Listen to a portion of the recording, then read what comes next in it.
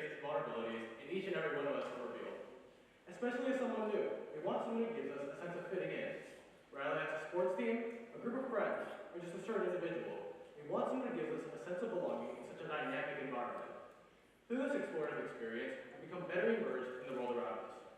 So why am I here? Well, it's not that simple. Firstly, we don't really recognize the impact that certain individuals have on us. This is primarily seen through the individual himself and through the people they surround themselves with.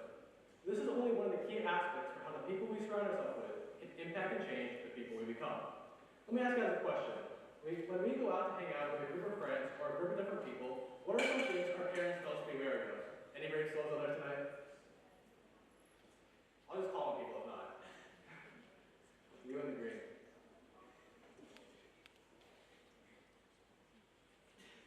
You in the green? Okay. Peer pressure. Okay. Anyone else? Up here. Yeah. Peer pressure. These are all good answers. And I was thinking peer pressure, so good job. Peer pressure. I'm sure this is something that we're all familiar with. That's because this plays an important role in building these relationships. There's both positive and negative aspects of peer pressure. There's positive aspects of peer pressure in the sense of having those long-standing relationships with someone. This is good because there's a basis of trust with one another that can provide insightful perspectives. These insightful perspectives can then be used for advice. This advice may be hard for the person receiving it to understand, but ultimately, it's the goodness in each other's hearts and having that long-standing relationship with that person that makes it good advice. On the contrary, there's also a negative aspect of peer pressure. This originates in the sense of wanting to fit into something. There's also an aspect of how individuals want to take advantage of you for their own gain. Furthermore, there's also the reputation you build for yourself. Through high school, we're constantly interacting with new types of people, whether that be faculty, students, teachers, or meeting new people. So it's important to understand that through the decisions we make, we're building a reputation for ourselves and giving a way for others to judge us based off of. It's also important to know how the people you're surrounding yourself with are making you feel. Are you feeling good about yourself, more confident, or are you feeling less than? All these questions should be taken into account in deciding who you want to spend your time with, because you want people to uplift you as individuals, not drag you down. People pleasing is another important aspect that dwells into building these relationships. As individuals, it's human nature that we care about other people's opinions of us. It's also common knowledge to know that you're not going to become best friends with everyone.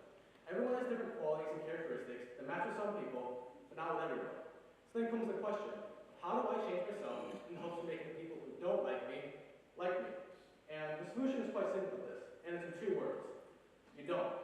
You don't try and change yourself in the hopes of making other people who don't like you. High school is such a changing place that you as an individual are the main subject of your own story. We're currently undergoing adolescence, and our brains are constantly changing, so why are we fed up on the idea of other people's opinions of us? It's also important to know your status among your environment. I'm not saying this means being best friends with everyone, I'm saying respect. Not only for yourself, but also that your community has that for you. Ultimately, to be able to get to the point in your life where you're able to neglect other people's opinions of you is where you become your strongest. It's like fulfilling the expectations you set for yourself, instead of fulfilling the expectations people have set upon you. Let's talk about something else. Me. Some of you may ask, how do I, of all people, end up becoming a TEDx speaker? What even qualifies me to even be able to talk about this? Well, everyone goes through different experiences that help shape the person they become. Depending on how well you may know me, I have 2 older brothers. What's unique between me and my brothers is that they're way older than me. And by way older, I mean they're in their current mid-30s, not just turned 18. So as I was going through grade school, in 1st and 2nd grade, my brothers were already graduating college or med school, or whatever career path they were going along with.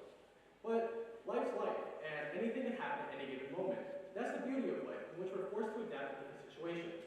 So when I entered my middle school years, I saw both my brothers leave home. I saw my eldest move to Texas, and I saw my middle move across the Atlantic to pursue his degree in medicine. What my brothers were to me were my role models. I looked up to them, and I like to use this example of there being a mold, in which, if they were still here, I would become the exact same person as them. I say that in the sense in which I would make the exact same decisions as them, as personality grows from the decisions and experiences we have, and also from the people we surround ourselves with. For example, my brothers never went to these proms or homecomings or all these other social events, but I did, so that represents how I as an individual was able to grow and take these experiences that all make me the person I am today. Ultimately, I look at the experience as rather bitterful or unpleasant as fulfilling and outgoing, as I was able to take all these opportunities and events and put them together to make me the person I am today. Finally, I want to leave you all with some homework. Look at the people you call your friends and ask yourself, is this a true friendship or is it something like a placeholder? It gives you a sense of fitting in. I don't mean this in the sense that you should doubt your friends. For all I know, I've been best friends with a guy for the past 17 years. In fact, he's actually here watching me do this speech today. It's important for yourself before others, and that starts with the people you surround yourself with, and how they make you feel. Ultimately, everyone is a part of someone else's chapter in your story. That chapter can be the deciding difference between a happy or sad ending. Thank you.